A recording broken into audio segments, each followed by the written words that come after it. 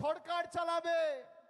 আমার অগ্নি পরীক্ষা আমি দিয়েছি। মাননীয় স্বরাষ্ট্রমন্ত্রী মমতা বন্দ্যোপাধ্যায় 2014 সালের দলের ওয়ার্কিং কমিটি আমাকে দক্ষিণ কলকাতার মতো মসৃণ আসন দেয়নি। সোমেন মিত্র কংগ্রেসে চলে গেছিল বলে ডায়মন্ড হারবারে পাঠিয়েছিলেন।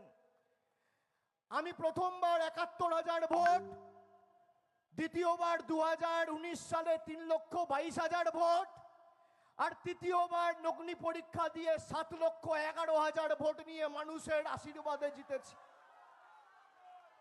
আপনার ছেলে কোন অগ্নি পরীক্ষা দিয়ে বিসিসিআই এর সেক্রেটারি আর আইসিসি চেয়ারম্যান হয়েছে মানুষকে একটু বুঝিয়ে বলুন তো।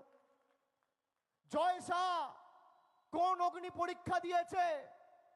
মাঠে নামালে ব্যাটটা ধরতে পারবে?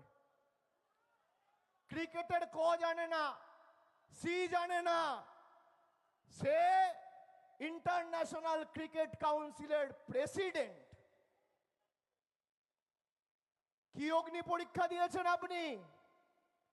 আপনি বলেছেন, একাধিক নাম নিয়েছেন, বলেছেন তৃণমূলের অনেক নেতা জেলে ছিল।